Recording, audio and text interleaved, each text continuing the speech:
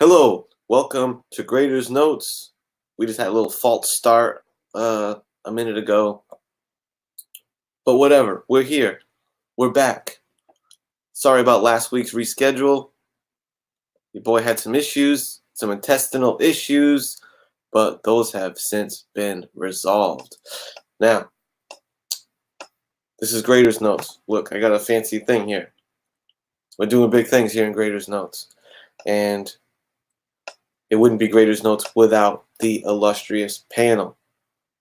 Let me introduce them. First up, he's a regular Bobby Fischer, brother. Talking about Genome Presents Chessmaster. What up, dude? Just call me 64 Squares, not to be confused with 64 Page Special. But hey, thanks for having me on. It's great to be back again and among such august company as our little panel this evening. Good to see you're feeling better. It takes an act of God or bodily misfunction to make you miss a grader's note. So once again, glad to have you back. Yeah, man. Yep. You have to admit me into the ER to make me miss Grader's Notes, and that's what happened. I admire that dedication. That's what's fun. You know, I almost told her in the hospital bed, "Get my laptop, nurse. Give me my IV, my laptop. We can still run this thing. I'll just do it from the fetal position." Next up, the force from the Great White North. I'm talking about none other than Dave, Mr. Miracle. What's up, brother? Hey, Kenny, thanks for having me on your channel. Glad that you picked this book. Really excited to get started and do a review on this one. Our Green Lantern there. And yeah, glad we're back on Graders Notes. Feels like I've been off this one forever. So yeah, good to be back here. That's right. And that's not all. You think that's the whole panel? Nope. There's still one more. The glue that sticks us all together. I'm talking about none other than the mighty Metarog. What's up, sir? Well, how you doing, Kenneth? It's so good to be back. I agree with Dave totally. I mean, it's like something was missing. It's like, there's only there's like a greater notes shaped hole in my soul when we miss one of these. So I am more than serendipitous today because it is Graders Notes Day. I'm here with my buddies, and we are going to start eviscerating a comic book. What better could it be than that? Yep. Best thing I could think of to do on this evening. I'm just going to fire through the chat real quick because the fifth grader is here with us. You guys are just as important to the overall tally.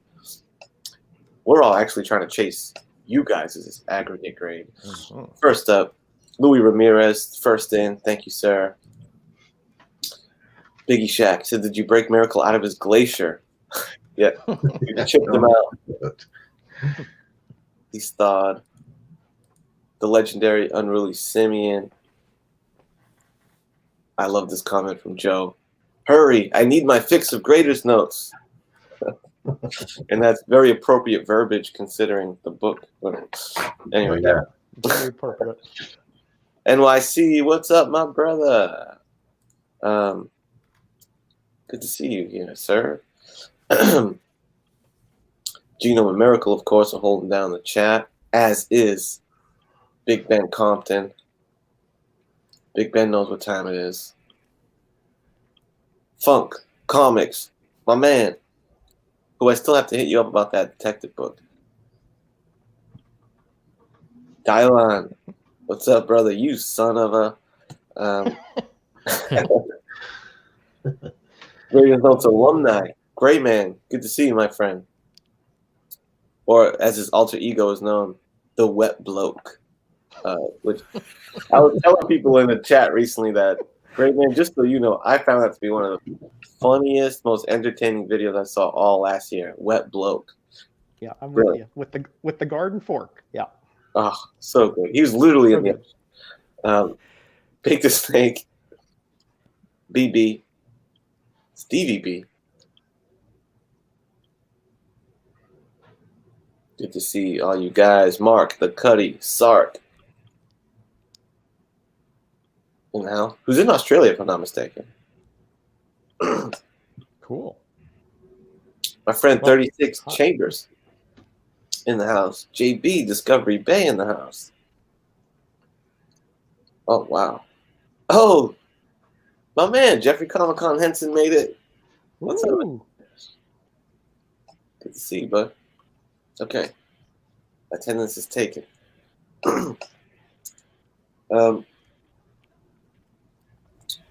We have a book. I've been talking too much. Miracle, you have a hard copy of the book. I do.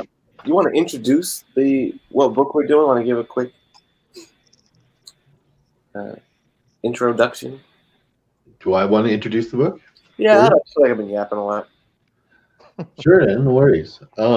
So the book that we're gonna go over today is the classic, super classic. Everybody's heard of this issue. There was no Comic Code Authority. Oh, this one does have. Why does this No, have it the does. Comic Yeah, Code it Authority does. on there? Yeah. I thought this was one of those ones that didn't have the Comic Code Authority. Is yours? Anyway. Is that the original or the no facsimile? That's the facsimile. Is only the facsimile of this guy? No, You the know original what? had it too. I have a scan of the original. Yeah, the original has it too. Yeah. Yeah. It had to. I remember it. Yeah. Wow. Okay. Yep. Okay. I'm getting a little We'll off talk about topic that. We'll on the talk about that, internet. Dave. We'll go into the inside. That surprised me. It's the first time I actually noticed it. Anyway, we're doing this classic Green Lantern, Green Arrow, number 85, which is the Speedy Junkie issue. Snowbirds don't fly, right? Snowbirds. Anyway, this is Mighty Kenny's pick. 84 decided to do a smart thing, and there's all these repo issues or reproduction issues that have been coming out, both from Marvel and from DC. And he was like, you know what? Let's do a classic issue. If you go on eBay and you wanted to purchase, an original copy of this book, it's, a decent copy is going to cost you over $100, right? Yeah. And so it's a real, opportunity to read some of these classic issues for, only $3.99 cover price. So good pick, and certainly looking forward to getting into this one because, yeah, it's not your average comic book. This is true. Thank you for that. Well done. Excellent. So yeah, you heard it here first, and if you haven't been to a Graders Notes show before, just know we are going to grade this book on a rank. Oh, yeah. Want me to do that part too? Yes, right. Yeah. Yeah, I'll do the whole thing. Just relax. Everybody relax. Relax. Yeah. We're going to grade on now. 5. Oh yeah. Yeah. I'm from Canada, and they think I'm a little slow, So anyway, so how Graders Notes works is there's the 4 of us, and we're going to give it a grade between 1 and 5, 5 being the top, 1 being not so great. Of course, we're going to include our 5th grader, and that's you guys in the chat, where we're going to ask you for your grades. We're going to go over the cover. We're going to go over the story. We're going to go over the interior art. We're going to go over the overall concept, and what was the other thing that we're going to go over? No, we're going to go over the concept, and then we're going to go over the overall. And give it like an aggregate grade, as our Genome would like to say. So that's how this works. Your vote is just as important. Our vote, your grades are just as important as our grades. And together, as a group, we're going to go over this issue, and we're going to see yay or nay. Boom. There, now I'm done. You're done. You did a great job. Wait, I got more. Boot him from the show. I'm kidding. Go ahead. Let's get right to the main event. Starting to grade this bad boy. I think I'm going to start this way. With the Honorable Metarog is going to start us off with the cover analysis in grade. Would you like me to pull up a little visual aid? Yeah, sure. Put it up there. Put it up All there. right. Boom. Let's see, did that show up? Yeah, there we go. So there is the cover, and Metarog, the floor is yours, sir. All right. Thank you, Kenneth. And thank you for putting me first. I'm getting impatient over here. No, I'm just kidding. this is one of those issues where, when we grade the cover, we look at the, artistic elements and how they relate to the story and the marketing, et cetera, right? But in this case, I'm going to talk about the actual concept of the cover is, to me, disappointing, and that is that they sort of give away what they're sort of teasing throughout the issue. So when you're reading the story, you kind of want it to be a sort of you want it to be, a mystery, and the way they present it is in that vein. But with this cover, they kind of give it away, even though throughout the story you're going to see, various clues to it. I wish that they would have had maybe blacked out Speedy, and just put somebody there and not have this, my ward is a junkie, very direct. But to me, it kind of gave away a little bit of the story. So the cover, although the elements are well done, I think the concept of having that story element given away, which was on the last panel of the comic so early on the cover, is kind of a misstep. Okay, first of all. But looking at the actual design of the cover, and if you see that top banner that says "The Shocking Truth About Drugs," so you right away that this is not, like Dave said, your ordinary comic book. That there's something here that is much different than most Silver Age comics that you read, and certainly DC's that were more on the whimsical, quirky, and lighthearted tones. But if you look at, I like the way that Neil Adams here did Speedy's face, now that he did put him on there, because he does look somewhat disheveled. He looks somewhat out of sorts. The shocking and suspenseful part of Oliver Queen there is it's just highlighted by that, kind of glistening light coming out from behind him. And then you have the very, stoic, somewhat, stiff Green Lantern presenting this. Again, I like the way that the individual elements are there, but again, the concept to me is a disappointing, only because I wish it would have suspended my disbelief a little bit further into the story. But you have the drugs there in the foreground, you have the arrows, which is a part of the storyline, you have the kind of muted background, so you can really focus on the foreground. So overall, after all that, I give it a 4. 4 from Metaron. Very good breakdown Very good. of that cover. We're just going to keep this train rolling Roll. on to Mr. Miracle. Come up in. We're going around that way. Yeah, we're going to go round and round. That way Kenny won't lose track. Yeah. Totally. The cover of this book, I do like the cover. On the other hand, I think it's quite jarring. That whole thing with the big drug table, and Speedy down here definitely has this very junked out look on his face. You can tell, Neil Adams lived in New York. He's probably pretty familiar with what a junkie looks like, especially back in the late 70s. Again, I like the statements. I like the way Green Arrow looks here, shocked, looking over his ward, kind of deal. I've always liked this Green Lantern, Green Arrow treatment for the logo. I've always thought it was really great. So that, that's classic. That kind of ends it. But the cover itself, being so green and then having Speedy stand out so red and just draw you into this whole drug thing.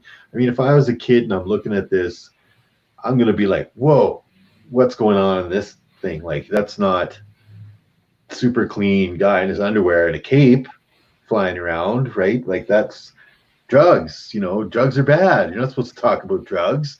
Can't talk about drugs with kids. How could you dare get away with something like that, right? So we put drugs right on the cover and talking about junkies and stuff. Right away, anybody that looks at this issue is going to be like, whoa, something is going to go down here. This is not usual. And you can tell it's unusual right from the cover here. Neil Adams, as usual, he is on point with his anatomy, right? And as usual, he gets sort of obscure with his backgrounds. I think that was kind of on purpose here to kind of put that flat green background in there to match up with Green Arrow, Green Lantern, and really bring Speedy forward. So that was some smart coloring and some smart layout there. I think this cover does what it's supposed to do, really grabs your attention. Everything's on point, looks good, treatment's good. Even like the shocking truth about drugs, right? Like, just the whole thing just grabs you. So for me, I gave this cover full marks. Did what it's supposed to do, grabbed my attention, looks good, and it's jarring, it's shocking, and you don't see that in a comic book cover very often. So I think that's why this is hailed as such a classic cover, right? Because it is so whoa, in your face kind of cover. So Well, full five. Full marks. Full Nice. 5. Nice. Boom. We got a big old 5 from up north, Mr. Miracle. Gino, Well, that's what going to say be you, man? I always look tough forward. Look Huh? forward to your analysis. I was just gonna say I always look forward to your analysis. Oh. I'm curious to what say you on this cover. Well, before I get into the cover, I want to say that Comic Books NYC and Make the Snake are trying their hardest to get us banned from Twitter from some of these jokes I'm seeing on there. So it's if you need a laugh, scroll up a little bit and look for Klondike Bar. That's all I got to say. Oh yeah. If you'd be so kind as to throw the screen up there for me, please. Yes. I guess I could share my own screen. I can pull Oh, it. no, It's there just you go. easier like this. I gotcha. All right, so I'm gonna have to break a little bit with my my excellent cohorts here and lower that score a bit, but maybe for different reasons. I'm gonna score this cover.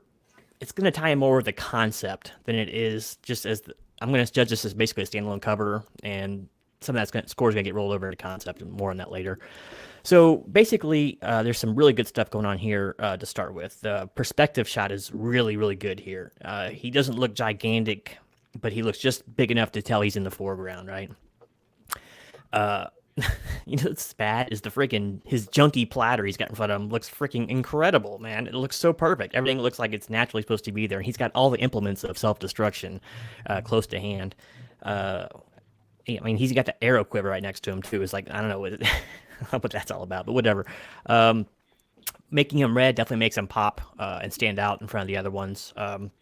And I will agree with Metarog there that it's kind of weird that they gave it away so much. Maybe it's a little bit better, but I think they're just trying to be so in your face with this message that they said, we're going to put the main character of what's going on in there. And so you're just going to read now to find if he lives or dies. That's probably what the hook was for them. But in any case, pretty solid in the foreground.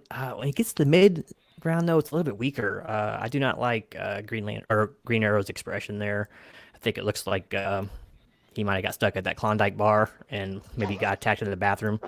And Green Lantern looks a little strange in the midsection. He looks almost like he's going Mr. Elongated Man. It's stretching and a little bit blurry and it just looks a little odd. I'll say right now the art inside I think is much better than most of the cover here. I do like the trade dress up there is nice. It's really cool looking, and the background is nice and detailed. Actually, it's grayed out, but it does definitely do a job of making the foreground pop, and that's what you're supposed to be paying attention to is the dude in front, really. So short and sweet. I like it. It's not earth shattering, but it's basically a treatise on perspective on a cover. So I'm going to go ahead and give this one a 3. Better than average, but I think the art within is much better. So, yep, 3 from me. A 3 from Mr. Gino. So we got 3, 4, and 5. Okay, we got a little variety among the board. This cover. One word that my man Miracle said that I also wrote down in my notes when I was thinking about this cover. Jarring. It's just like a shocking, jarring cover, man. Because we're not talking Speedy smoking some weed or something like that. Speedy's doing heroin, brother. And they got all the utensils. Like you said, the recipe for death or destruction, as you said, Gino. I mean, the needle, the spoon, the tray, the whole bit. Foil, I think. I don't know, but that's pretty jarring. The utensils like out in the front foreground was pretty wild. I love the drawing of Speedy. It really pops. Like he just pops so much on the cover with that red, with the Green Lantern and Arrow are both kind of color coded anyway with each other, and then to do like a muted green in the background was well done. Speedy pops. Neal Adams is so good at facial expressions. You can see and he kind of blushed out his face here to reinforce like the shame on Speedy's face. Like you can just tell he got caught doing some shameful shit, brother. Holding his arm. Yeah, quite a scene. Green Arrow is shocked. I like the blast around his head just to kind of reinforce, because your two main focal points here is Speedy catches your eye first, and then you want to see how shocked Arrow is. Because Green Lantern looks a little detached from the whole thing, honestly. Which, it's... I would have liked to maybe have seen a little more surprise on Lantern's face, but what are you going to do? He's just a stoic guy, I guess. Maybe you see a lot of that kind of shit in the Air Force. I like the trade dress very much so. I've always dug that. This being one of the few covers that Neal Adams did for this run. I think there's only like 4 or 5 of them. So he had a short stint on covers and just killed it. Again, shocking truth about drugs again. Very nice. I do think that Metarog has a very valid point about, they didn't bury the lead on this one. They got it right out on Front Street. I think there's something to that, but I won't necessarily put marks again. That's probably more concept for me than cover. So I'm going to withhold scratching that, even though I think it's a very valid point. And yeah, I think overall just mission accomplished with this cover. I'm not sure what else. Like I said, maybe a different reaction from Lantern, a little more emotion would have really drove it home. I hit this baby with a 4.5. Nice. I'll tell you guys right now what is a 5 is this freaking chat. Have you been reading this stuff? I had a feeling this one would stir up the chat. Oh, and so far Biggie's got the comment, so I Yeah, had to put that out there for you, Biggie. Biggie's holding nothing back tonight. That's for sure. Oh yeah, goodness. Jesus. Yeah. I saw that. This degenerated fast. Wow. Man. Keep up the good work, chat. Oh man. Jaguar. Green Arrow, hit him with the Narcan arrow. That is a brilliant comment. Well done, Jaguar. Oh man, he's a clever guy, man. He's like he pawned his bow off for some hits. Yeah. Yeah. My God. These guys. Oh. I don't see a lot of sympathy for the junkies in this chat here. Oh no. Oh man. Oh man. Got me crying. So let's roll it right on to the chat grade. You've seen it. We've laid it out. You guys are probably familiar with this cover. You've seen our grades, which kind of span from 3 to 5. Where do you guys fall? Go ahead and input your grades in the chat now. While those tally up, we'll kind of chatter among ourselves about what just went down. Yeah, man. I gotta quit Fun reading this Comics chat. put some syringes and some utensils as it's a little icon. I know. Those nice little emojis there. The freaking Oh, Dude, junkie Bob emoji. is busy reading the chat. Oh man, you guys are on fire tonight. Totally Mm-hmm. magma tonight, man. We're gonna sit back and let you guys do the show, all right? Yeah, I tell you. What are we doing here? Oh boy. Wow. Yeah, so the cover's interesting. Definitely does it. But I wonder too if this was kind of a parent trap cover, like if this was something designed so like parents walking through the grocery store had maybe the 12-year-old kid and he's like, oh, there's a message about drug I want to give him because his big sister's out, smoking weed and ate Ashbury. So they grabbed him this comic book to show him the evils of drugs. I wonder if that was part of the reason for this book too. What Yeah, year's that book from? occurred Is to it me as Ashbury? well. Yeah. What's that? What book was this written? Oh, 1971. Yeah, I guess it'd be Yeah. like Mhm. super hippie time, right? Yeah. You can tell. Well, we'll get into that in a bit, but Vietnam, Woodstock, free love. free love. The whole bit was going on around. I mean, I barely remember it. Even I'm too young for that. But it was Yeah, I missed all all that that free free love. still All my minus. love cost me dearly. It's still like minus Yeah, 3 at free that love is very expensive, by the way. Let me tell you that. point. Oh yeah, free ride. Yeah, I mean, so I wonder, like, if like they were expecting orders from schools and other government facilities too, as the get the message out there kind of book too. I mean, that's kind of what they do right now with libraries. A lot of the like omnibus stuff and all that gets sent out to libraries. People don't know it, so Yeah. But back then, that was still kind of a taboo subject for school. Drugs. Yeah, it was dealt with like at the very perfunctory level. It wasn't like like if somebody comes up to you and offers you something, Right. you run to your parents or to the nearest policeman. That kind of thing. Just Yeah, say they're no. showing you like specifically the whole kit. That's Yeah, they That's- wouldn't put drug paraphernalia and say hey, if somebody has this, no, Yeah. that didn't happen. Yeah, bold. This run was kind of political in nature. There's a few issues that are like that. Isn't there a few? There's an issue that's like a few after this one where it's almost like a commentary on like a Jesus type character, and anyway, it's Yeah. political. that's what I'm talking about. Big Grandma. Used The to rob issue those after hippies. this one, number 86. I think number 86 was way more harsh. Yeah. than this one. Yeah, With the the big syringe old cover. needle on it. Yeah, the kid ODs in it and stuff. Yeah. Like, Yeah, Green Lantern beats the heck out of him, doesn't he? I mean, Yeah, is yeah, that right? Green Lantern just yeah, Yeah, you're right. You're right, Biggie Shack. I think Speedball will be his favorite hero. Yeah. Speedball. Kenny, you All want right. to do the? Oh, you're ready. Okay, here we go. We got a lot All of right. numbers. Our esteemed and best pink shitter in the game, Unruly Simeon, comes with a 4.5. Joe Back of Sevens 4. George D-Runk 4. Biggie 4. Steve Whiting, another very loyal 3.5. Gray Man comes in with a full 5. Funk Comics 4. Jeffrey Comic Con Henson, how you doing, Jeffrey? 4. Bake 4.5. Ben Compton 5. From Heroes to Icons, Jason with a strong 4. Coffee Breath, how you doing? 4. Super Russ 4.5. Big Remo 3.5. Scott Evans 4. Kachoon 4. And Kavi 3.5. I think Wow. that is it. Oh, sorry. Mark the Cuddy Sark coming in at way at the bottom with a 4.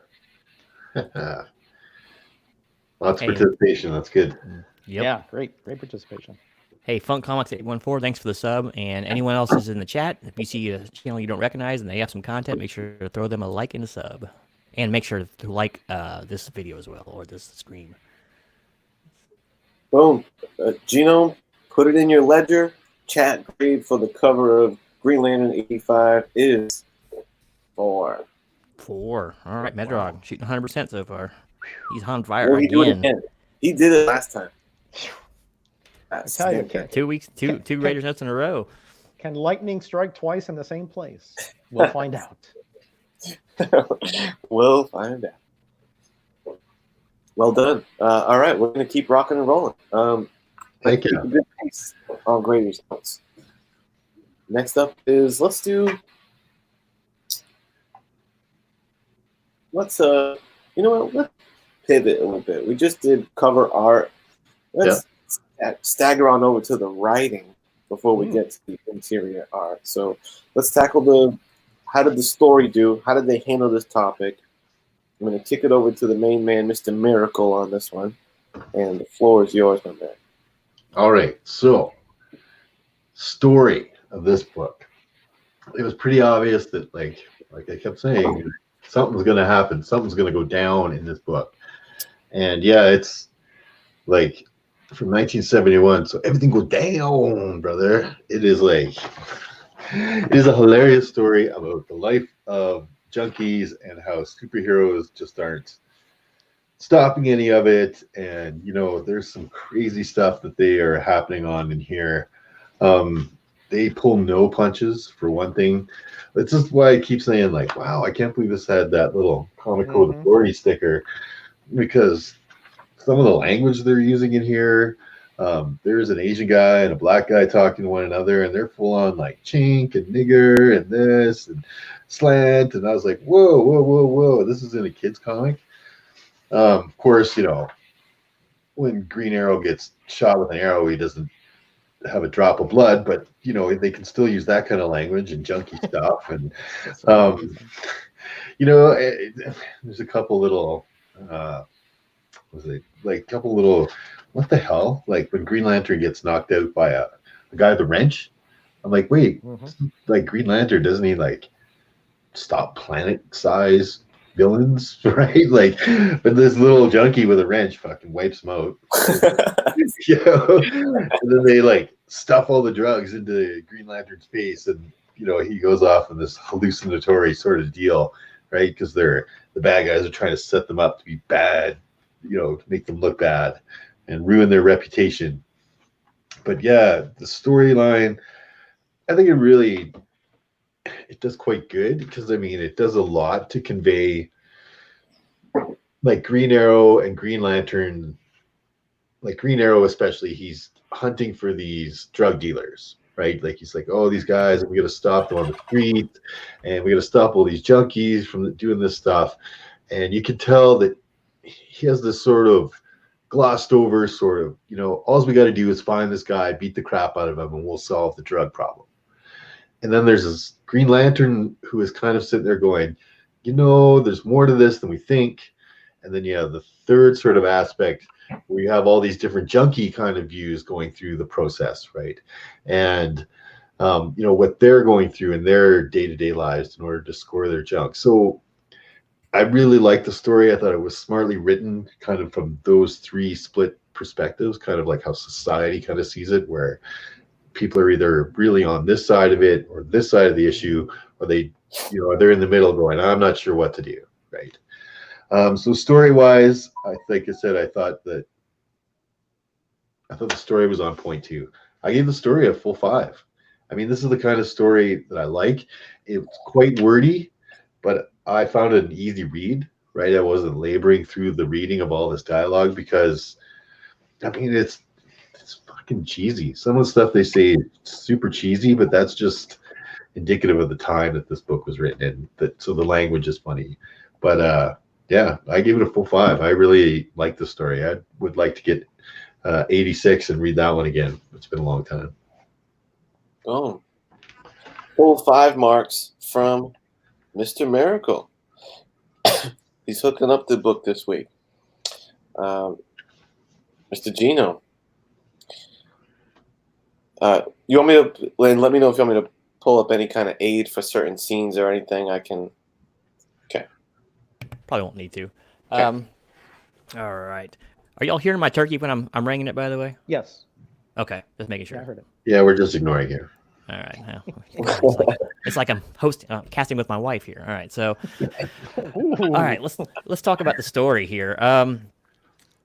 This is like Batman 251 kind of. It's like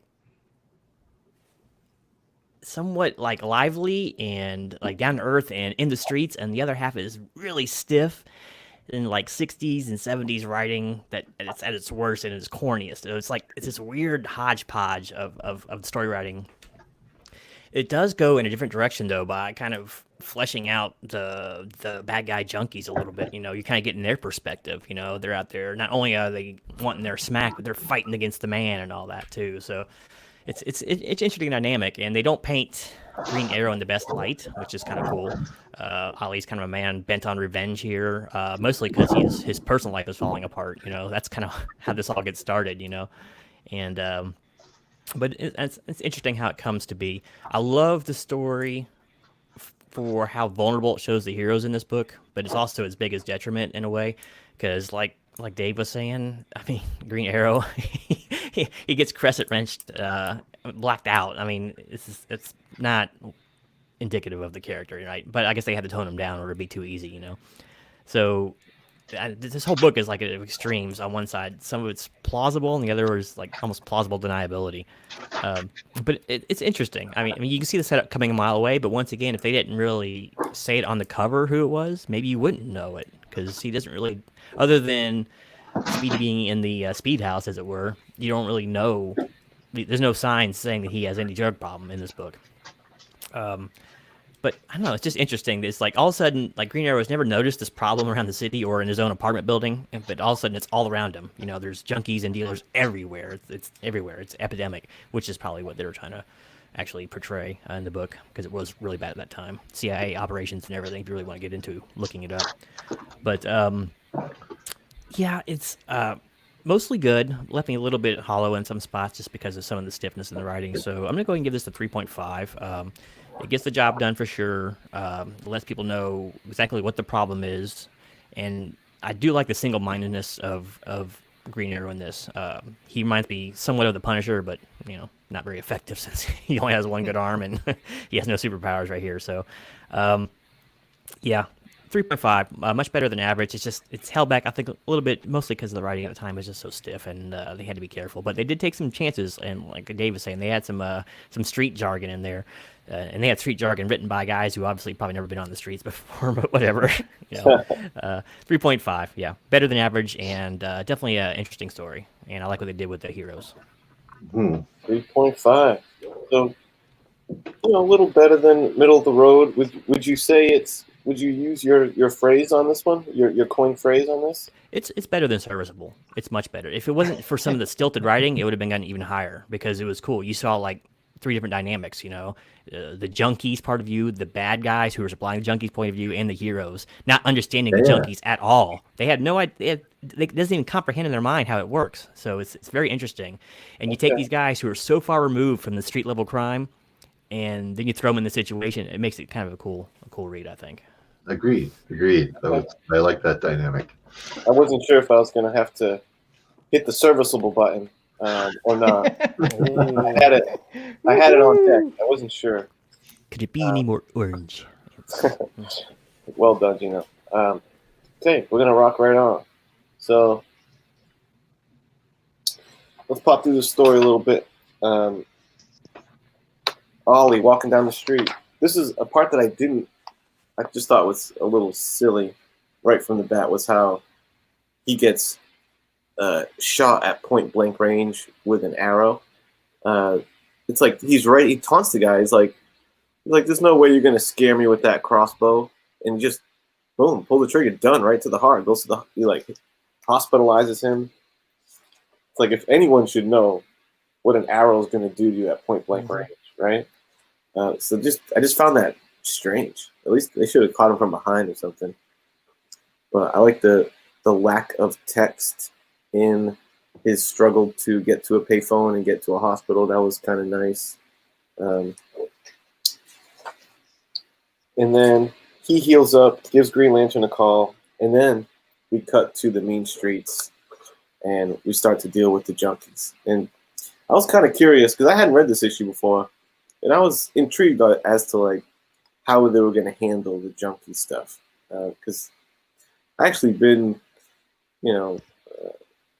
for a chunk, I was like surrounded by this kind of stuff for a chunk of my life. So I was like wondering how this was going to play out. And I got to say, they did a better job than I thought they would. There's like the despair in this guy's eyes. Let me in. I can't take it, man. He says something to the effect of his gut's on fire. And he's like really strumming out. And, they actually, dope is not like weed, man. Reefer Madness, they made it seem like you smoke that stuff and you're tripping on acid or something. And they didn't get too nuts with it. They did a decent job of showing the actual despair of these junkies, and they're kind of duplicitous as they start to get information. And I was actually kind of impressed with that. There's lots of jive talk, dated jive talk, which that's what's going to happen with a book from 71. I mean, a couple white guys. I don't know how old they were, but they're probably a little out of touch with it. But at the same time, you know, Street Talk probably was a lot, cheesier that we would think cheesier then as it is now. You're right, very taboo N bombs, CH bombs getting dropped. I did think it was, I found it interesting that Green Lantern got smacked with the wrench. But at the same time, if he doesn't know what's coming, if he got his power ring is not omniscient. So, hey, a wrench is going to do the same to the back of his dome as anyone else's, I would imagine. One of my favorite parts. Once they do hit him with the old wrench, they dope up our duo, Hal and Ollie. And one of my favorite scenes in this is while Green Lantern is doped up, his ring produces like this embodiment of, like the dope monster that's in him. And I just thought that was cool. That was maybe the most like, whoa, chilling scene in the whole thing. It was like that drug in him got personified by the ring. Really clever. I like that. Just showed you how nasty the shit is. And I think a critique on, I think they did a good job of Green Arrow is like super zero empathy for the drug addicts, very hardcore militant. I thought that was well played, well characterized. In Green Lantern, I think they should have made him Mr. Empathy in the story, but they didn't. He's just kind of middle of the road, like stoic the whole time. Like he's not as hardcore against it and like really talking down about the junkies like Ollie is, but he's not. It's not showing them compassion really. He's just kind of stale, and it would have been nice to see the dichotomy between the two. I feel like that was a missed opportunity. You get to the, you get close to the reveal of Speedy explaining, why someone would do junk, as they call it, junk, smack, dude. And he, gives like a nice little speech of, if someone feels alone, it could be a substitute for friendship, and da-da-da, which, that was a nice line. And then, they ended off with the cover scene. Points for putting the actual cover scene in the book. I like when they do that. But, it's the very last scene. I don't know. I guess it makes me want to read, the next issue. But did you cook the turkey already? Yeah. Oh, a long time ago. Oh, Twice. sorry. I didn't hear it. All right, that's it. I give it a 4. Gobble gobble. I'll do that after a while. Yeah, give me a gobble. Let's kick it right to Meta Rog. All righty. Well, put it up there, Kenny. I mean, you guys pretty much stripped this to the bone, but there's a few things. I mean, honestly, I don't know if you guys have the same issue, but this is a tough. Maybe Mr. Miracle didn't, but this is a tough issue for me to grade on the writing, because it's sort of there's a sort of a synergistic quality between the concept or kind of a mesh between the concept and the writing that I found that hard to separate. And to me, the message here, it's almost like a holistic quality of the message. It's greater than the sum of its parts, if that makes any sense. So like you said, Kenneth, in the beginning, Green Arrow is coming, and he's obviously upset because I'm assuming Black Canary has dumped him, and so he is just itching. He's like, oh, all right, I'm glad I'm gonna bust some skulls here, and obviously he wasn't concentrating. This is a lesson, everybody. Do not do things emotionally after a taxing and a traumatic event, because it'll lead you to very bad decisions. And getting a 3-foot away bolt in your shoulder from a crossbow, I've shot crossbows before. That should have gone right through him. Okay, I don't care if that's a middle-aged crossbow. At that range, it's impossible to dodge. It's like lightning fast. He should have known that, but because of that emotional trauma, is what I'm leaving it as, he didn't react like, hey, I am stepping out of here. I'm out of here. I'll come back and get these guys, right? So anyway, and then they have the trope that, in big cities, that people ignore you, you step over you. There's a police officer, he asks for help, and he's like, hey, sleep it off. He doesn't even check on him, doesn't even look at him. The man obviously has a bolt sticking out of his shoulder, and the policeman's clueless. And again, you have to be careful about how you stereotype areas and so forth and people. And this issue really goes all out on that realm. Everything from the junkies to the pushers. Green Arrow is sort of played as a Green Lantern as a clueless superhero. Even though he's a JLA member, he's up in the satellite. They have reports and everything, and they play him as a total, snowbird. What's that mean? Is that somebody who goes south for the winter? He's played as really as kind of like we're educating you here, and Green Arrow, again, he's sort of a more street level. You would think he'd be more savvy not to turn his back on a junkie, and just, and believe what they said. Obviously they're luring them to their supplier so they can get their drugs, which they don't have, because they're withdrawing. And then Speedy, gives Green Arrow a bunch of clues.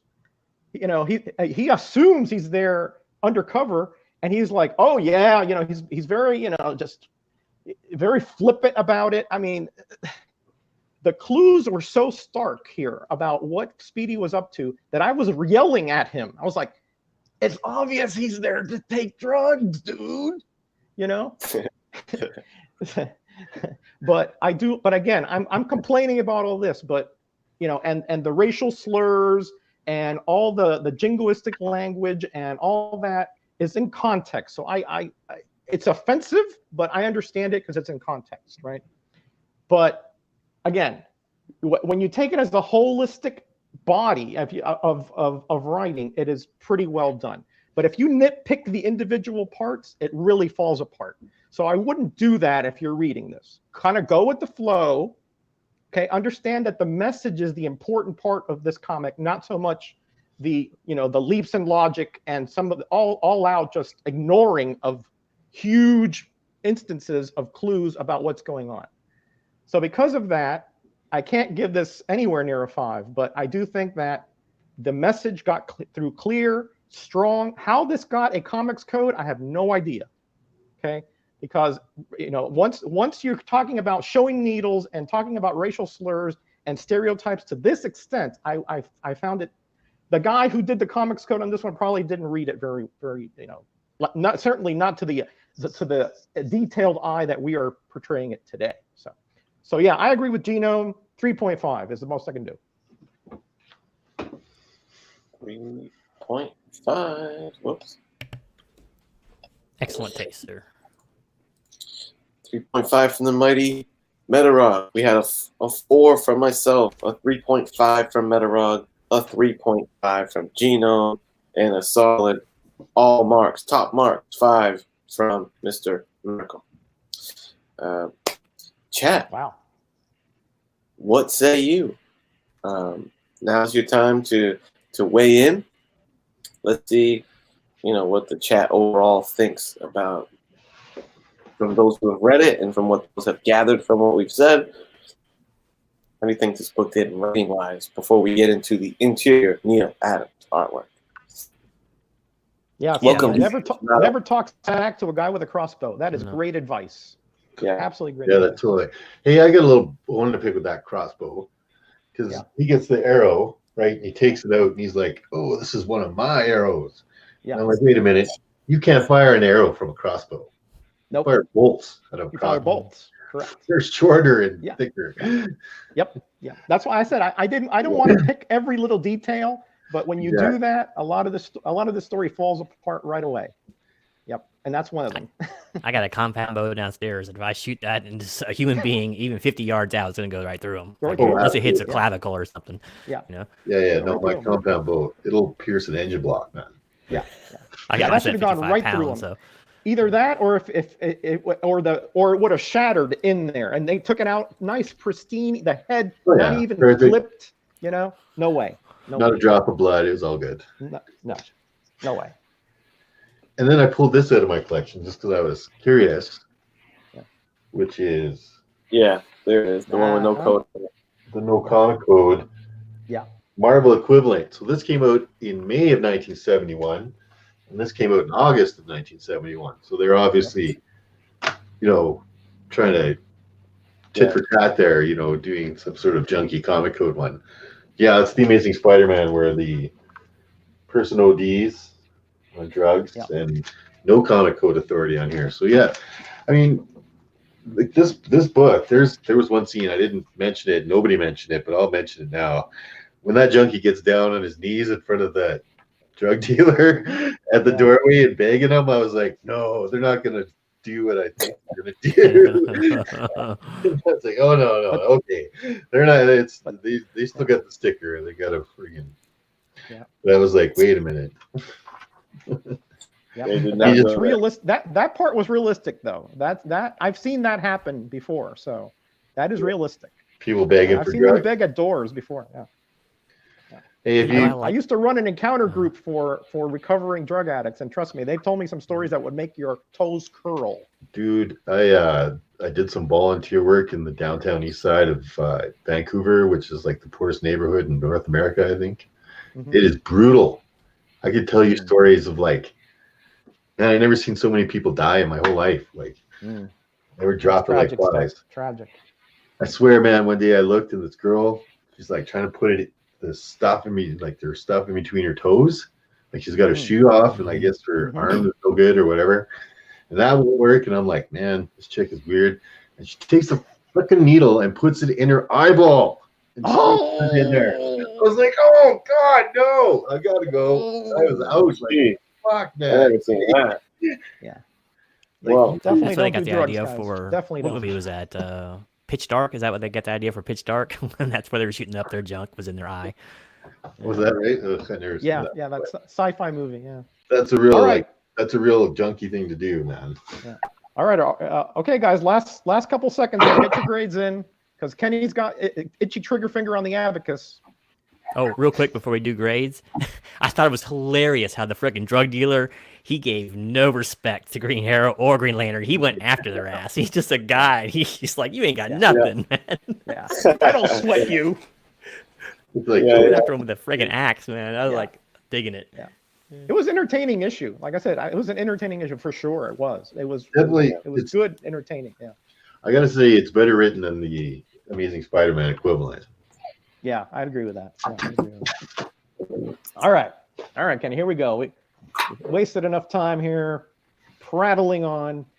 All right, Hero and the Kid 3.5. Cobby in with a 4. Funk Comics with a 4. Unruly Simeon with a 2. Ooh. Joe Bag of Sevens with a 4. Heroes to Icons 3. Language. Yeah, it's true. It was offensive. Language. Geek Aficionado, we just had him on the No Faces chat. How you doing, buddy? 4.5. Coffee Breath, 3.5. Biggie Shack, 4. Mark Knapp, my future moderator, 4.5. Super Russ with a 3. Aggressively Relaxing, 5. Taking into account the time it came out, it was a shocking risk-taking read. True? True. And D Runk comes in with a 3.5. Ben Compton with a 4. And Bake the Snake, our buddy from Key Largo, with a 4. Nice. See, the language didn't bother me at all, man. This is like street talk, man. This is like people amongst their own freaking talking shit about how the people view them. I mean, I guess, but I mean, it's like, but listening to it, and it's just so dated, right? I mean, I guess it's like 50 years old almost now, right? yeah, Yeah. So I'm sure right on.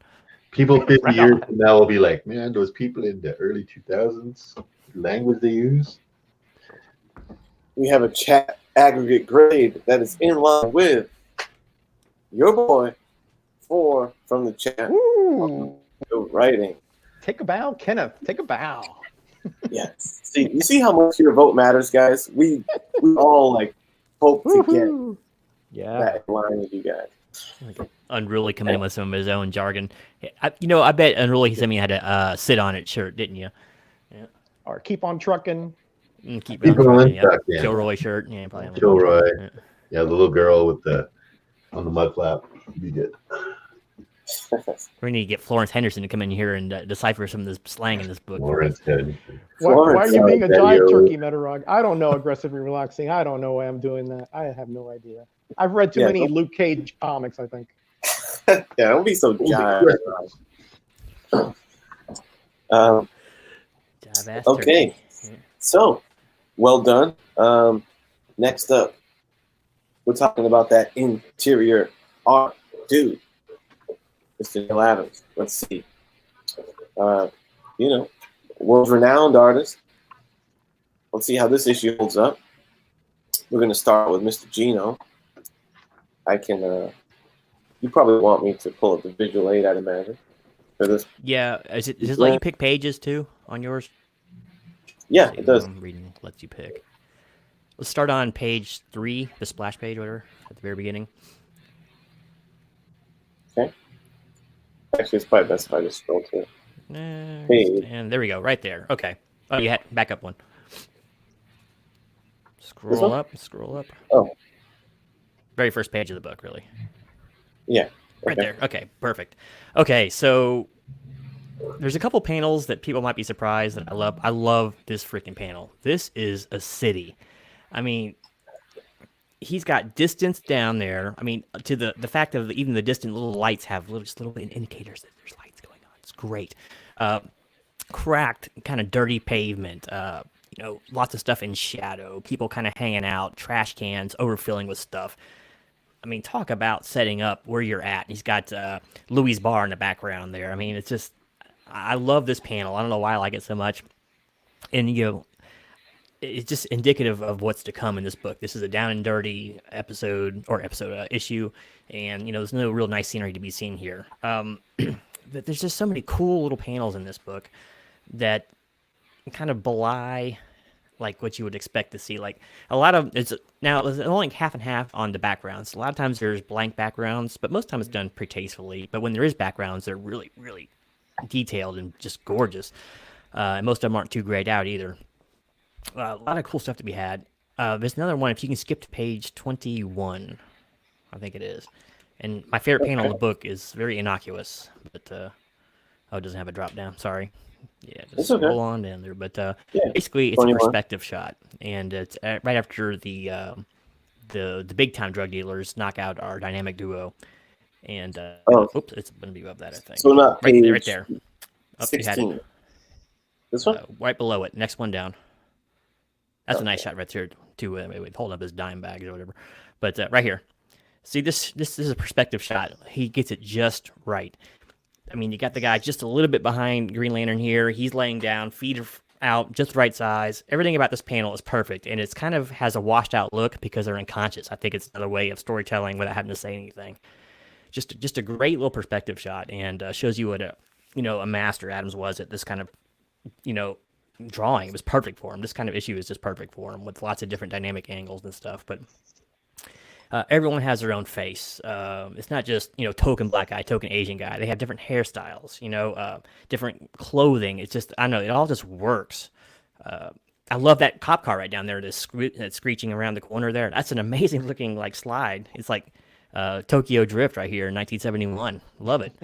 I know there's so many good panels in here, and it's so tastefully done. I don't know. I don't want to go on too long about it, but there's just a lot to like here. Not like Adam says to me, bad issues or anything, but this one is definitely, I'd say, above average even for him. I'm going to have to give this one a solid 4, almost a 4.5, honestly. There's a couple things that I can nitpick on there, but I mean, really, this is 4. It's really good.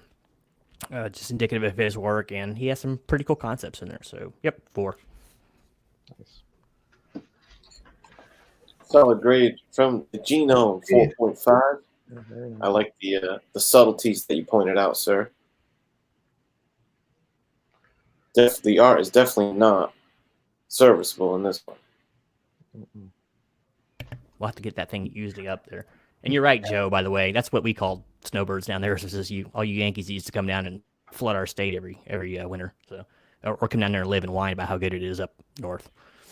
Oh, yeah. Yeah, I get snowbirds around my way, Massachusetts. They take off in the wintertime. All right, man. Those guys here too. Trust me. Oh yeah, sure.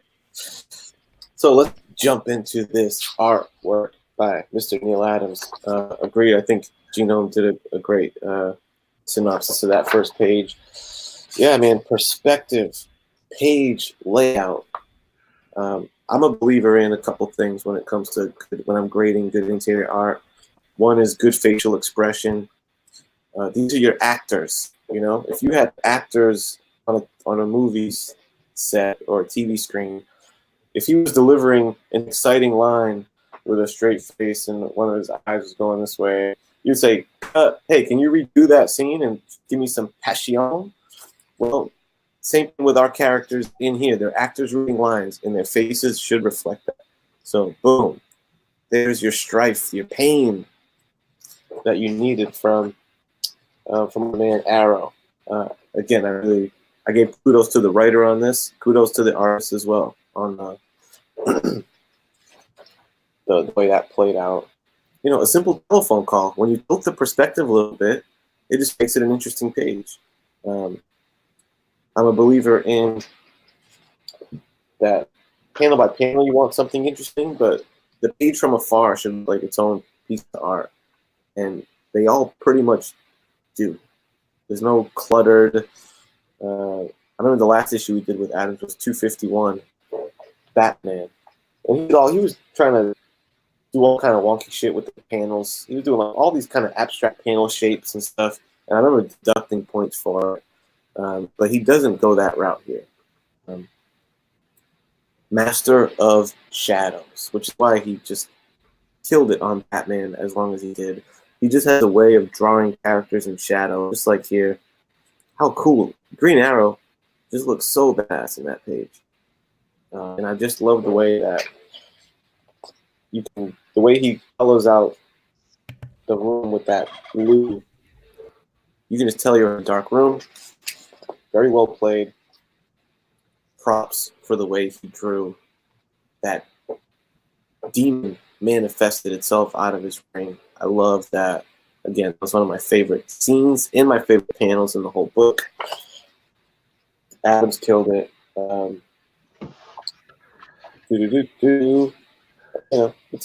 just want to point out one last thing. I love this at the end when it's Green Lantern flying off into the night over a drug deal, you know, and the drug dealer like looking back at him. That's a cinematic panel to me. Like, so cool. Like, as Green Lantern flies around, he's oblivious to what's going down on the streets below him. Or could he even do anything? That panel says a lot. And of course, the cover image right there did a good job. So 4.5. 4.5. I don't know if I'd call it straight flawless because I think he could have made Green Lantern.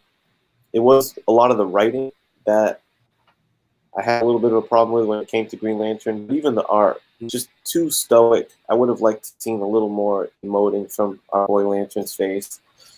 And I'm just not ready to give it the full 5. But sure as hell earns that 4.5, brother. Real nice. Thank real you. Nice. I'm done. Real nice. Metarock. Yeah. Real nice. Real nice.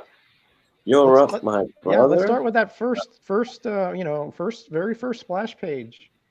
I think Genome did a good job of breaking this down, but I just want to show you a few other things that I think Neil Adams here really did an incredible job of storytelling by the art.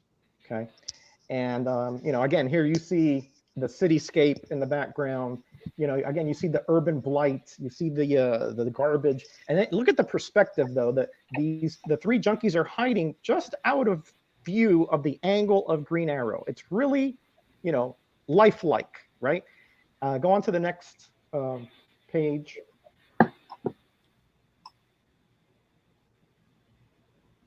This one?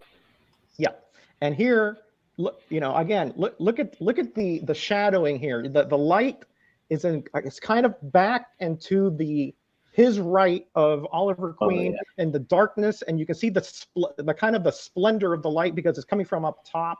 You know, great attention to detail there. Very, very good attention to detail. And look at the top one where you see the guy with the club and he's kind of twirling it a little bit, and he has that little spinning motion. You know, like he's like, I'm serious here. I want your eye to be on this because this the guy in the back is the one who's going to clock you. You know, great attention to detail there. Absolutely perfect. That's the way it would be out in the street. Next one.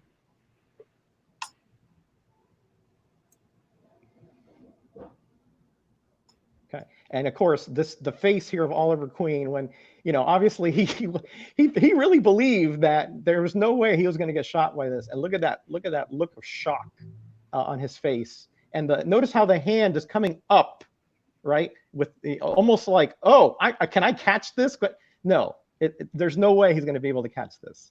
Okay, go on to the next one.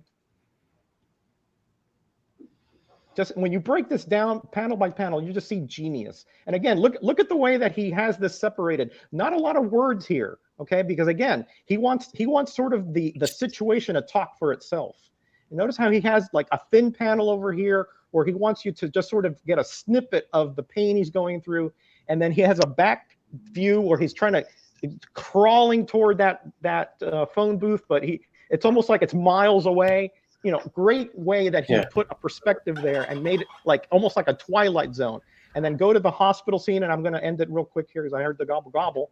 Go when he's at the hospital and he's falling down. Look at his eyes, how they like rolling back into his head there. Yeah. Again, incredible attention to detail, great storytelling elements. Again, even if you didn't see the words, you knew that this guy was just out of blood. He's in pain. His blacking out, and his eyes are just going back.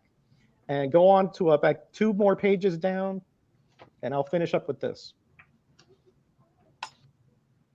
Yeah, not the Aurora model. Yeah.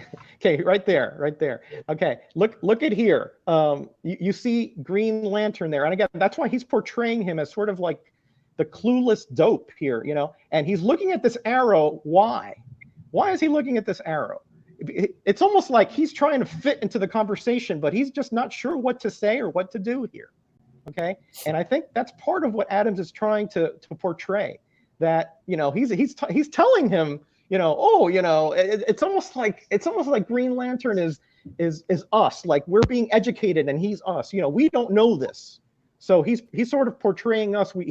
He's portraying us through Green Lantern as that kind of like, what is this all about? Why is this here? What is it that how does he know that this is actually you know, that Speedy is missing just because he hasn't talked to him in a month? He could be out on a mission, you know. It's all the inquisitiveness there that I want to portray. That just that kind of stoic look, it fits the character the way it was portrayed in the comic. And again, just right to the last page, and I'll end with this. I know I said that before. right there. Okay, right there. Look at the junkie's face, how emaciated it is, and how desperate it is, and how the irises are just barely there.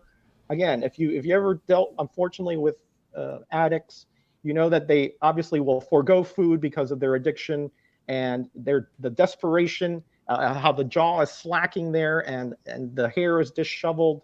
Very, very excellent portrayal of this incredibly horrendous blight upon society. So saying all this, I agree with you. Some backgrounds are a little weak here and there, but this is really genius art. 4.5 all the way. Good deal. And I believe Bedrog he just pointed out, I just realized it. We are the jive ass turkeys because we are now learning about what's going on in inner city because of this book. Yeah. It's a meta book. I had no idea. Yeah. Right. Turkey. Well said. We're going to keep on trucking right to my man, Mr. Miracle. It's me. Talking about the interior art. All right. So, you know, it's Neal Adams, right? So, you know, you're going to get a good showing. This guy, you know, it's very rare that Neal Adams stumbles through an issue. True. And I think like he did his best here. there's definitely better Neil Adams books illustrated out there. But those books generally are action packed, lots of fighting, lots of this, lots of going on like that, right? So Neil can really stretch his legs as an artist. This book is very close to the chest. You know what I mean? It's very personable. Green Lantern. It's a personal sort of topic, drugs, and especially when you're talking to kids about drugs and about hard drugs. So there's not a lot of those big, wide action panels for Neil to really stretch out. But he does, man, so many of this perspective is absolutely brilliant. Like David was saying with this one, with that, where they're drugging him up. Love that perspective. Even little things where his Green Arrow calls Green Lantern from the hospital on the phone, and just, the perspective on that panel is perfect.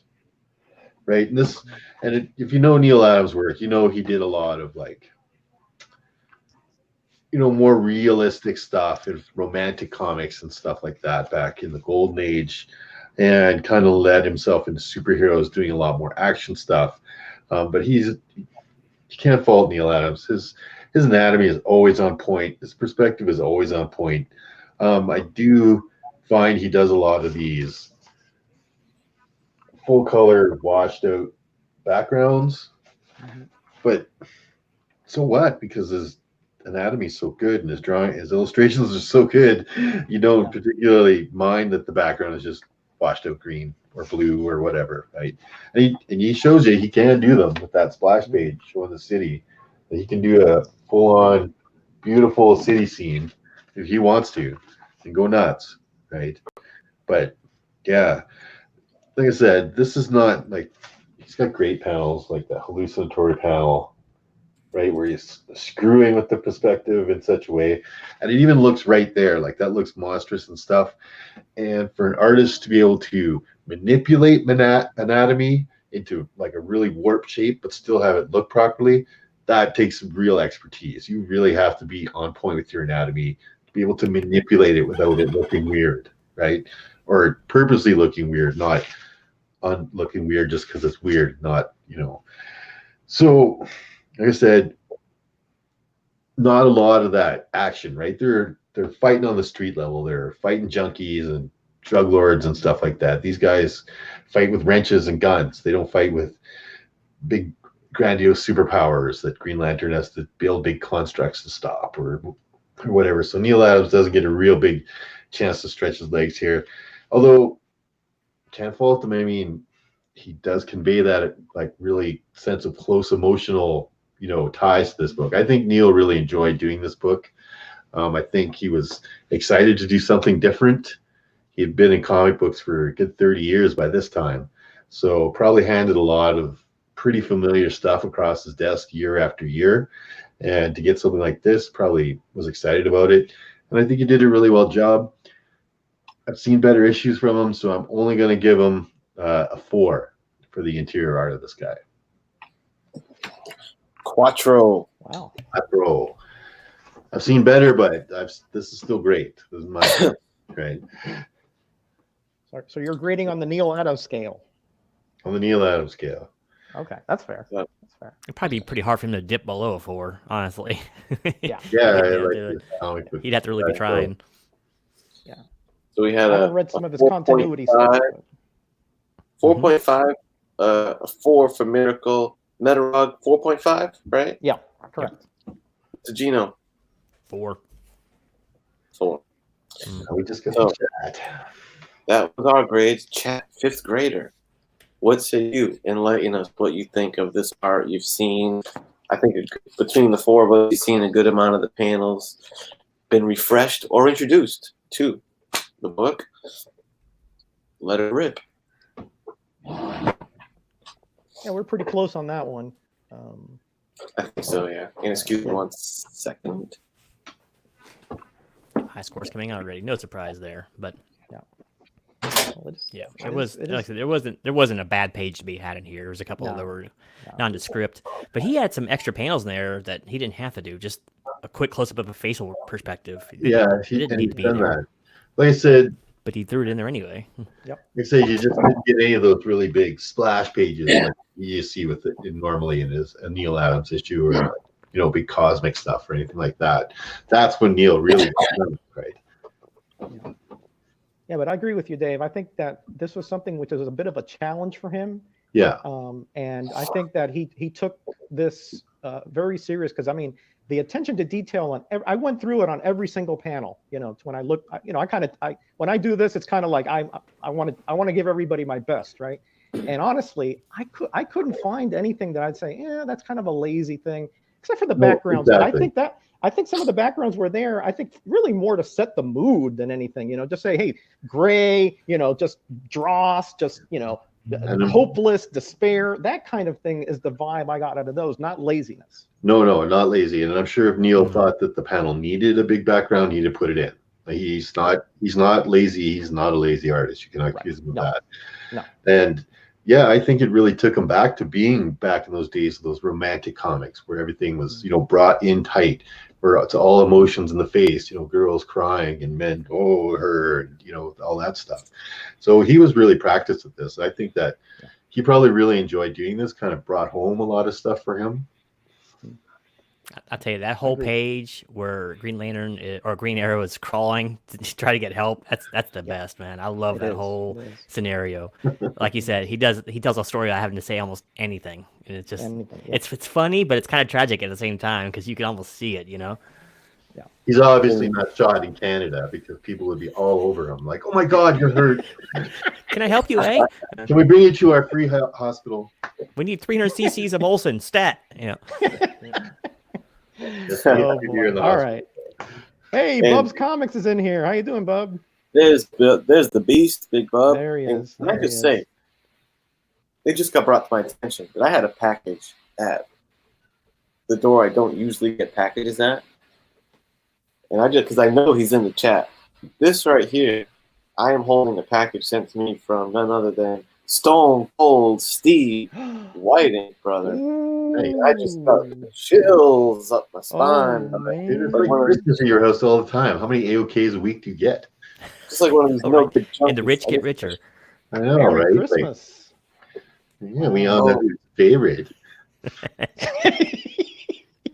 Do I note a hint of envy there, Dave? Okay, everybody, get in your grades here before we break out in fisticuffs here on Graders I'm Notes. ready. Okay, Unruly Simeon 5. Wow, great, solid. A handful of people.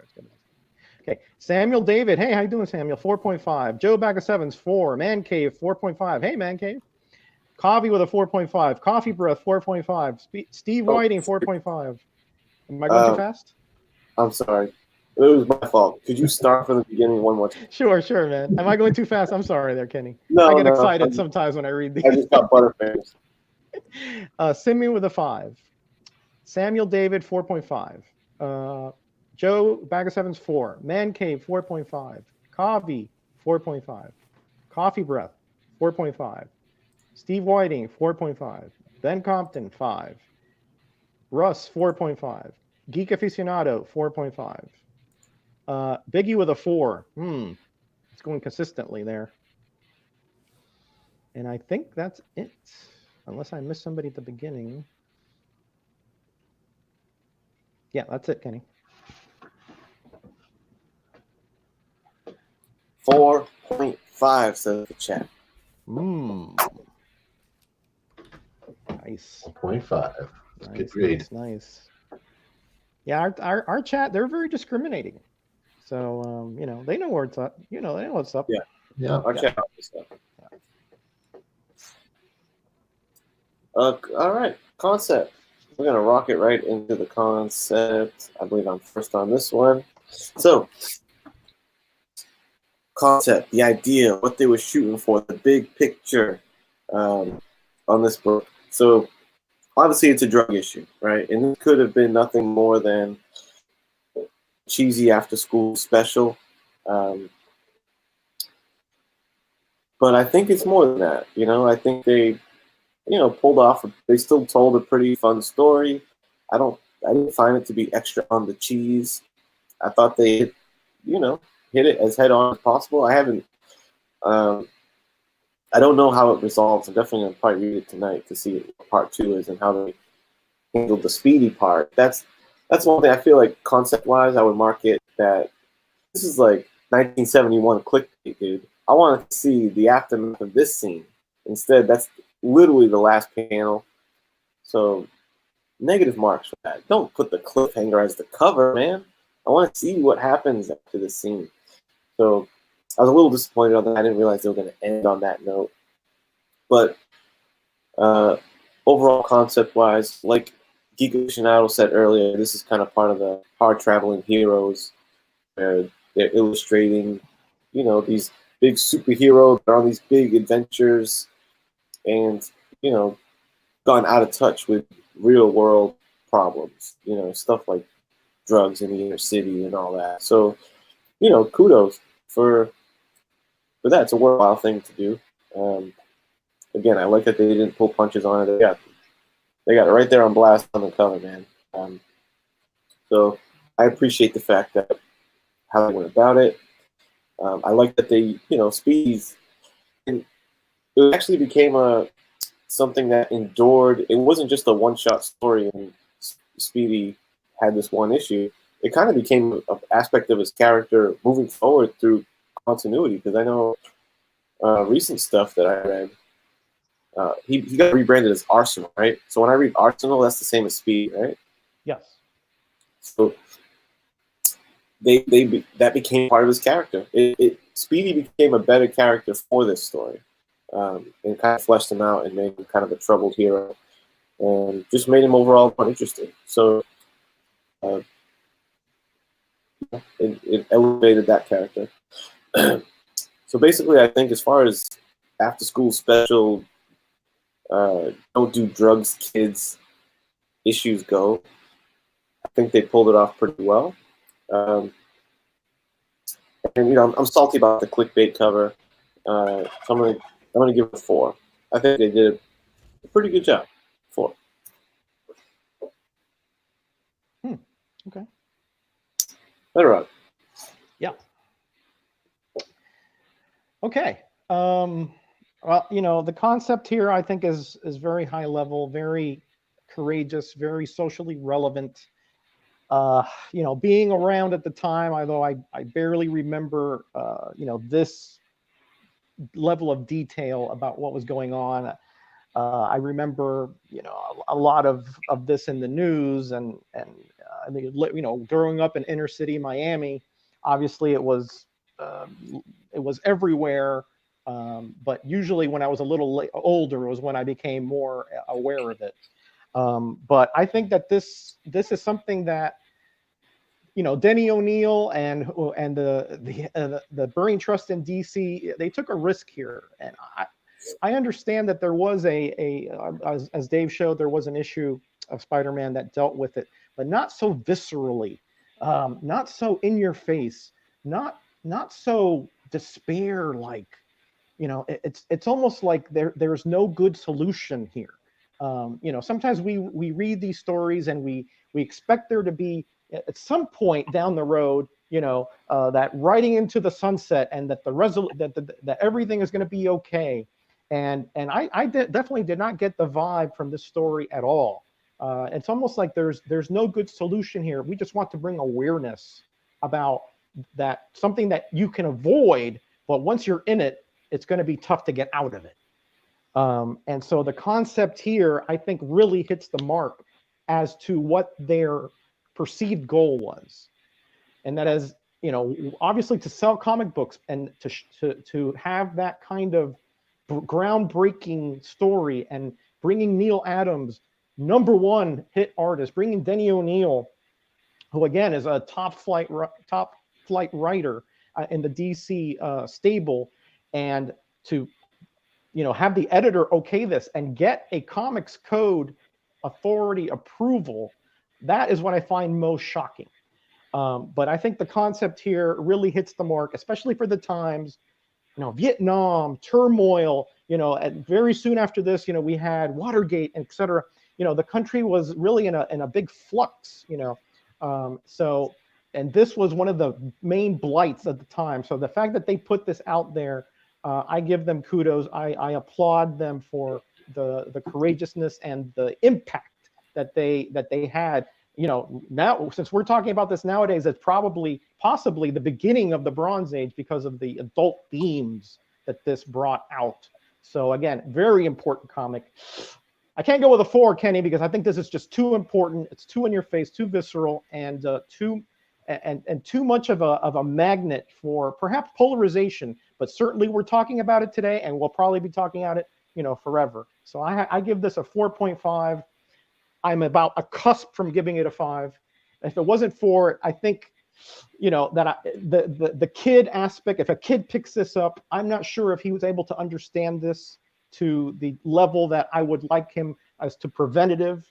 It might actually bring something of a terror or a depression upon them, perhaps if they, you know, really think about it. I don't know. I'm kind of teetering, but I'm going to give it a 4.5. I think that's where my heart is right now. 4.5. Well said. Well said. 4.5 for the concept. Yes. Yep. Oh, we're not opening packages anymore. Okay, never mind. No, it's your Oh, concept baby. review time. What say you, Mr. Concept review. Okay, so like I was talking about a little bit earlier, I pulled out that Amazing Spider-Man. Right, so concept-wise, this is obviously DC saying, you know what, we got to do a drug issue too. We can't let Marvel one-up us in any way, shape, or form, so we're going to put out our 2 drug issues to match their 2 drug issues. Only our drug issue is going to be Comic Code Authority happy for some reason, whereas the Spider-Man wasn't, even though the language I find in this comic is much more rough around the edges, for certainly. Well, someone does die in the Spider-Man one, and nobody does die in this one, right? So, but the overall concept, I think it's a very good idea to try and reach children and talk openly and honestly with them about things like this so that they understand that this is a dangerous thing to do, right? And that even guys like Speedy, guys who are superheroes, go down the wrong path, make the wrong move, make a bad mistake, and wind up, you know, being an addict. And, you know, you got to talk to kids. You can't hide stuff from kids because hiding stuff from little kids just makes them super curious about it, right? Like they want to know now. And if you're not going to tell them, they're going to find out on their own in their own way. And so I think it was a smart play for Marvel and DC to both put out issues that addressed this very, very serious issue with children, right? Through a children's medium like a comic book. Now, I'm sure when my dad used to buy me comic books when I was little, he didn't really look at the cover, what was in them, or care. They were just a comic book, right? He just, yeah, whatever, right? Spider-Man, whatever. And, you know, I don't know how happy I would be having my kid buy this without my knowledge, because I'd probably want to read it with them and explain what was going on a little more. But I think it's important that, you know, this is brought up. I'm sure there were lots of kids that had questions that maybe they went to their parents with and said, hey, you know, I read about this. Is that true? Does that happen? Is this true? Parents might not have even known at this time. Parents might have had to read this issue to figure stuff out. You gotta, you know, back in the 70s, early 70s like this, drugs were everywhere, but nobody wanted to talk about it, right? Everybody was taboo. Nobody talked about sex. Nobody talked about drugs, even though everything was free sex and drugs, right? So society in general had this kind of don't ask, don't tell sort of policy about this kind of stuff. So when they put out an issue like this, I thought it was very good concept. I thought it was very smart play. I'm going to detract a few marks because they're basically just bandwagoning on Marvel, even though that's, you know, something that they both did to one another back and forth. Whoever came out with whichever first, you knew Marvel was coming out with their version of whatever DC came out, and vice versa. So concept-wise, for being bold, for, you know, facing children with a very, very difficult issue to talk about, especially at the time, I'm going to give them a full-on 4 for the concept. 4 for the concept from Miracle. Mr. Oh, Nice. I didn't have my grader's notes tag up on the screen. What did I say doing? Oh. What are you doing? So wait, give me 1 second. Having a little bit of a That's technical all right. Take your time. difficulty This- here. That's the way it's very sensible of you. Is that there? Yeah, hold that for just a moment there. Yeah, okay. All right, so the concept of this book. So, wow. For those, there's some of you out there who are going to give it the old, oh, this is just Reefer Madness, Reefer-eyed kind of spiel. I say to you, think again, this is not that at all. While a lot of Reefer Madness was kind of a very hyper stylized version of events that only a square could really get when they thought about people, smoking marijuana or whatever. This one gets right down into it, and it's talking about not only the problem of drugs, but the social blight that comes with it. I mean, you're taking a once probably vibrant city, and all of a sudden you got crime, you got homelessness, you got, of course, people dying in the streets because of this stuff. So I don't think people can really underestimate how important issues like this really are. This also has kind of a subtle hint to it, too, that I don't know if anyone else picked up on. And believe me, I am not a PC guy, but I think a lot of times back in this age that like maybe a lot of white people thought this is only a problem for minorities, right? White kids don't do this stuff. Well, look at this book. White kids do this stuff, and it could hit them just like anybody else. And this could hit your dad. This could hit your brother. This could hit the police chief. It could hit whoever got started. So, I mean, I can't see any fault for putting out a preventative message. No good can come from the harder drugs, especially. So, I know I give them really big kudos to this. And Simeon made a really good point earlier too, that some of the vets from Vietnam were coming back at this point, and a lot of them were hooked, on morphine, and they had to do the equivalent when they got back. And so it was really a dirty subject that people didn't want to talk about, and it's so refreshing to see a children's medium kind of push that envelope out there for people to read and kind of take the mask off of what a real problem this is becoming. And who knew about heroin back then? I mean, almost nobody, unless you were out there on the streets yourself, So I live in West Virginia. Opioids are rampant here. We have, I don't know how many deaths a day because of it around here. And it's not a victimless crime. And I know, I'll get off a soapbox, but I think this is a very important thing to discuss, especially at the time when, it was cool to be doing drugs. Everyone's smoking weed, or you're a square, or, this and that, peace, love, and drugs. It's in all the music. It's very culturally acceptable at this point, if you don't live in the suburbs, of course. But yeah, so I think a lot of people overlook a lot of the salient points this book tries to make. Once again, it can hit anybody, be they good, be they bad. They might start out good, and look what happens. So just a real important kind of landmark issue. I never read the Marvel equivalent, so I'm not sure how well it lines up on the Spider-Man side, but I'm not a big fan of Spider-Man, so probably I like this one better, probably.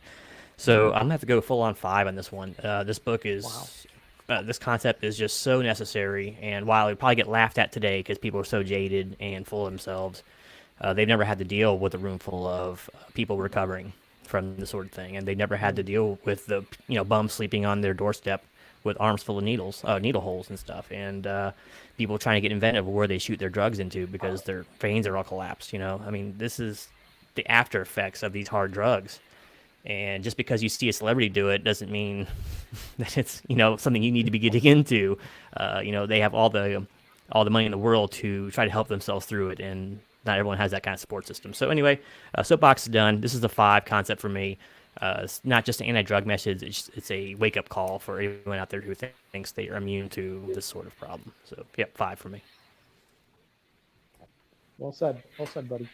Wow, you guys, all 3 of you guys, really killed it on your concept synopsis. Appreciate you guys on that. Shit. Well done. We're gonna kick the concept grade over to the chat real quick. Yeah. All right. See what you guys think. Is this a real poignant message and outing by DC and the gang? Or do you think it's nothing more than a cheap after school special message without any meat on the bone? Which end are you on? Go ahead and pop that in the chat for us. and we'll go ahead and aggregate that. And We're then in the home stretch. Yeah, yeah, man, home stretch. We'll do our quick overall grade. we'll get there. Shut this baby down, and we'll find out what the next book is. Yeah, we're gonna find that out tonight. Miracle. Yeah, we will. I got one in mind. Oh, it's We're on all now. gonna find out. Ooh. But yeah, man, Ooh. if you live in any major metropolitan area, you know how bad addiction is, right? You may not be an addict yourself, but you see them. They're out on the streets. They're doing their thing. Vancouver is horrible. Calgary is they're around. They're still around, right? I kick them out of the back every once in a while, the building and whatnot. But Vancouver is just infested with them. And when I did some volunteer work, I worked with a group that helped drug users, and they put a list of everybody that had been found overdosed on the wall. And when I started volunteering with them, there was about 30 names on the list. 3 months later, when I finished volunteering with them, there was 516 names on that list. So it went from floor to ceiling, floor to ceiling, floor to ceiling. It's just such an eye-opening experience to just how dangerous and desperate these people are. I would never do, I don't do drugs in any way, but I would never do a drug like this just from seeing those people, just being like, no, I could never, I don't have curiosity enough to put myself in that kind of a jeopardy thing, right? I feel empathy for those people and I would like to help them. But man, it's just like, wow, like there's so many of them and it's just, and they don't want help. And I even did some work at one point. I was going to be a paramedic, and again in the Vancouver side, and watching how many of them overdose. And someone was mentioning Narcan and watching how that stuff works. Like, person dead, man, flatline, dead, not breathing, no heartbeat. You shoot this stuff in their neck, and their eyes pop open right away, and they just get up, and they're mad at you. They're mad at you because you wrecked their high, and they can't get high for the next 3 hours because the Narcan kind of, counteracts anything of it. They're pissed. You're like, dude, you were dead before I did that. Yeah, It's so bad sad. here It's that sad. every police and fireman and ambulance has to carry Narcan on them at all times. That's how bad Yeah, it is. man, it's almost you have to have it if you're just living in a major metropolitan area, because people, like, many times I lived right across the street from a park, and I'd walk through there and there'd be someone passed out and I'd give them a kick. Oh yeah, they're okay. We'll keep going, right? But if they didn't move, you have to call the ambulance, right?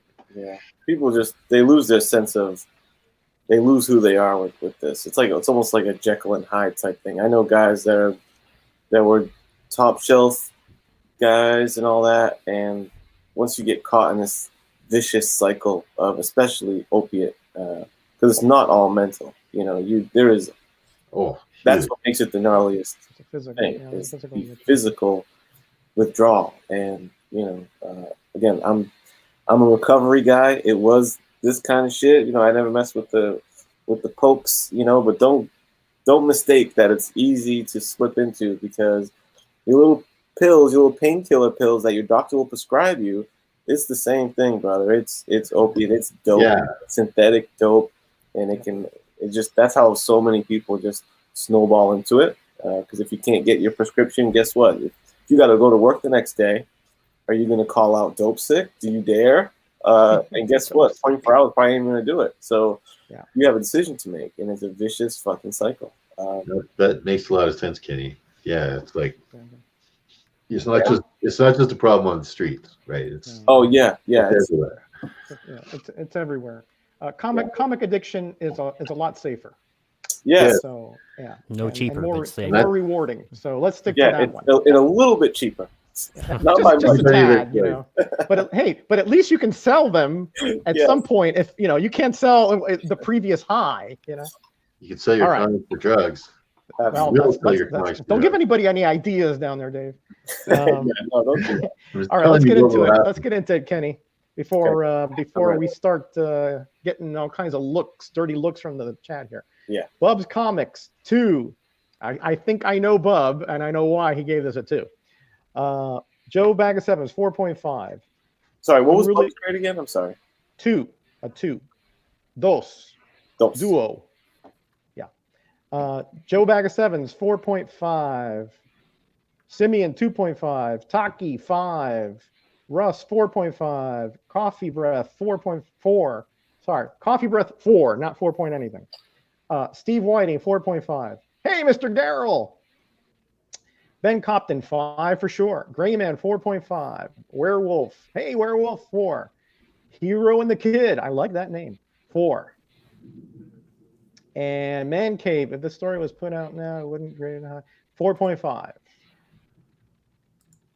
And unless somebody comes in at the last second, that is it. Yeah. That's a 4 from the chat. All right. All right. Boom. Chat has not graded below a 4 for any category so far this evening. Wow. And they've agreed with me thrice. Thrice. Wow. Just saying. Not a clean sweep. I'm not Metarog level clean sweep, but you know, well. But the majority, you're taking the majority this Yeah, time. I got the majority. I got the popular All right. vote. All right. And let's do our overall. How do all the pieces come together? Do they all come into a, whatever? You know what I mean? So Yeah. first up would be Metarog on this one. Would you like to give us your overall score? This is a tough one, guys, because I mean, I think again, you got to think holistically here. I think it's the sum of the parts, is not indicative of the whole here. And you know, the cover to me was good, but again, I did not like, and I think I said that before, I didn't like how they kind of gave it away. I wish they would have given just a little bit of a hint here and there, and you know, maybe blacked out the face a bit and say, oh, the hero or something. You know, something like to give me a little bit of a bone as to try to figure out who it was, you know. But still, I mean, technically though, it was a really good cover. I mean, the facial expressions, the despair, and sort of like the aura of blight there and of hopelessness, I thought was well done for. The art, we went about this, you know, very little to criticize there, 4.5. The story, man, there are just so many little holes, but again, the concept was so strong, you know, that it almost like it overpowered, you know, my nitpicky kind of mentality there. The concept off the charts good. And overall, I am like right in the middle between a 4 and a 4.5. And again, because I said that holistic kind of thing, that it just has sort of an effable quality to it that is hard to put into words. I'm going to bump it up, guys. 4.5. 4.5. Metarog. Very strong grade from Metarog. Miracle, put your package away. No, I'm going to open it while I'm talking. Okay. Which package? Hey. Hey. All right. So overall, this book. Well, I've been pretty positive about this book since the beginning. Actually, you're always going to get a pretty good positive response from me for any kind of Neil Adams book. I know Kenny, hates him. And, Neil hates Kenny and everything like that. But personalities aside, he's still a great artist and a great comic book artist. So the writing on this thing was perfect, in my opinion. Oh, sorry. The writing was really good. Hit some serious marks. The art was good. The layout was good. The overall feel of the book was good. The concept of the book, the putting your balls out there and doing a big drug issue was good, right? So for me, I pushed it right along there, and I'm going to agree with Roger, and I'm going to go with 4.5 on that guy. Woohoo! 4.5. I guess you guys probably want to see what book I got, don't you? Yeah. Ooh. Hey. Ooh, Oh, 4. nice. Look at Ooh, that. Look at Number that stamp. 114. Journey into Mystery, number 114. Postal stamp. Yeah. First appearance of Crystal Creel. Crusher Crystal Creel. Creel, the Oh. Absorbing Man. Yeah, Wowza. that is a powerful cover with the hammer coming over and the wrecking ball. Love it. Yeah, no. And I love the date stamp. I collect books with date stamps, so I grabbed that one. Cool. Anyway, it's just there you go. Little aside. You never know what you'll see on Graders Notes, guys. You got to be here because You you never never know know. what keys are coming out. Yeah, that's a great book. Hey, if there's gonna be like any kind of extension into the Hulk kind of universe, I think there's a good chance that the Absorbing Man could show up as a villain. Mm. Hey, don't give away your top 5, Done. specs here. Yeah. Well, the 23 people in the chat get a little preview. There you Yeah, go. that's one of the many benefits of tuning into Graders. Yeah, overall 4.5 for me, guys. 4.5. Nice. Mr. Genome. Funny little aside is in the Marvel Universe trading cards, Absorbing Man had the only mentally deficient intelligence rating. He was a 1 out of 7. He was the only one. It just popped in my mind when I saw that He's cover. not known for his brains. No, Nope. very powerful though. They don't usually do him too much justice in the books, but he's a really, No. really powerful villain. Well, the fact that he's So- always wearing those prison trousers tells you a little bit about his mentalities, right? I know he doesn't hide very well. But on this book, I'm gonna go with my aggregate, just because I'm afraid I'm gonna let my liking of the concept kind of cloud it a little bit. And my aggregate was actually pretty high. It actually wound up being around a 4. I gave the cover, which is actually my least favorite part of the book, a 3. I mean, it had some good stuff going on. I just, the devil's in the details, and it's funny because I think some of the interior details were better than the cover. So, just a little above average for the cover for me. As far as the story went, gave it a 3.5. It was at some parts fairly riveting, and in some parts just horribly stilted. It's just, I think, a product of the times. Once again, you're taking 2 middle to later age, guys who have made their bones a long time ago and are so far removed from the street jargon they're trying to portray that it's kind of funny at times. But once again, product of the times. That's just how things were written back then. So, gave that one a 3.5. And are we locked up? No, No, we hear I'm you. freezing there. No, you're good. Yeah, we hear Okay, you. looks like it's freezing. My computer's having issues right now. For interior art, gave it a 4. Amazing, like really good perspectives in this book. Not tons of action because of the subject matter, but there's still something to be had there. And it's just well done, kind of subdued colors, and nothing I could really find wrong with it. Just a few nitpicks. So I gave that one a 4.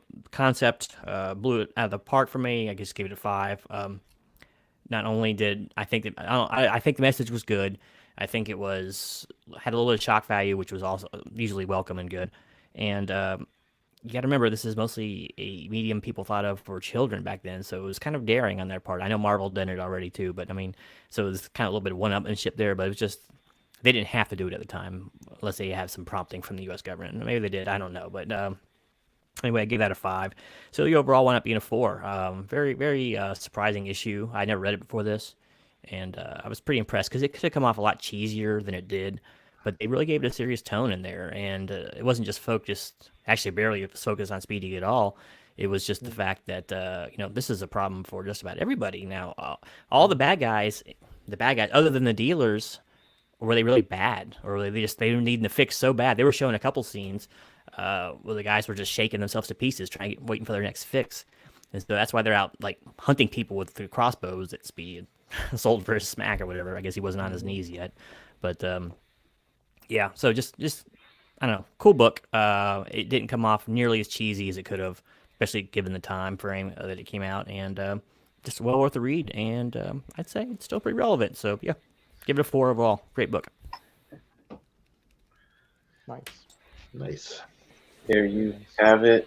Myself, I go by the numbers. I'm a bit of a mathematician, you could say. So let's recap those numbers. The cover, I gave it a solid 4, man.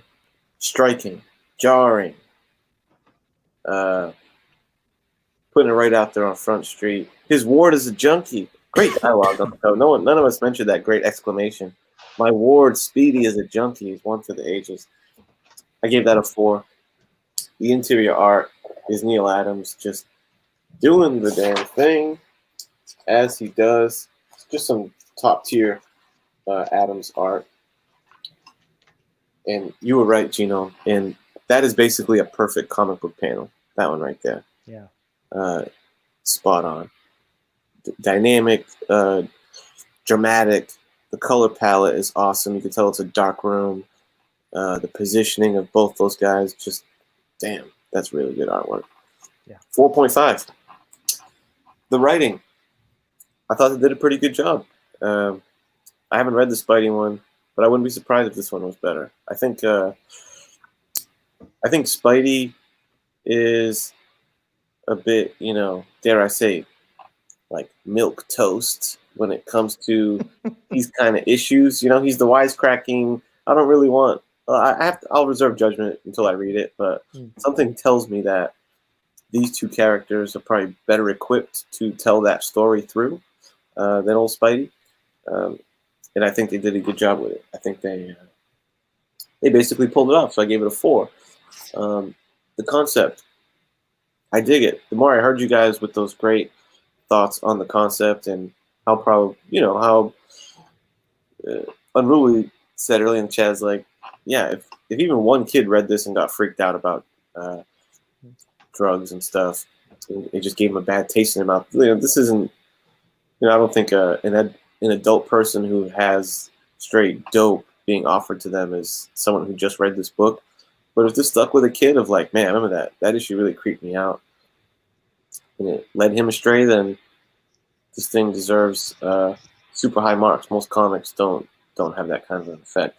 So you guys almost convinced me to grade it a little higher. I gave it a 4 though.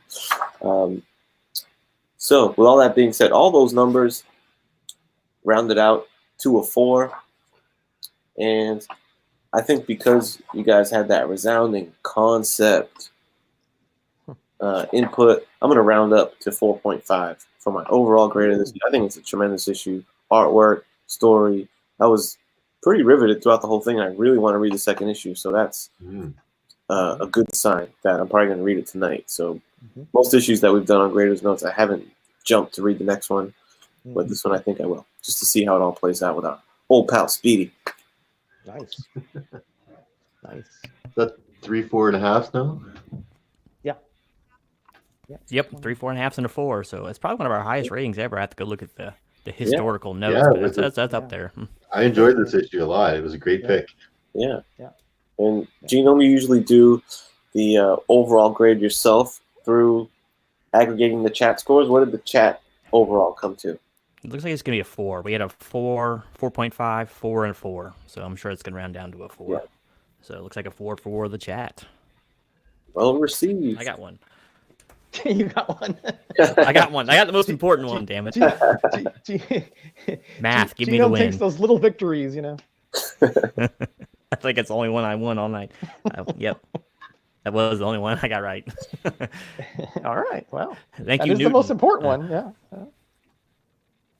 Nice. Yeah, man. So there you have it. This book just got Raiders Notes.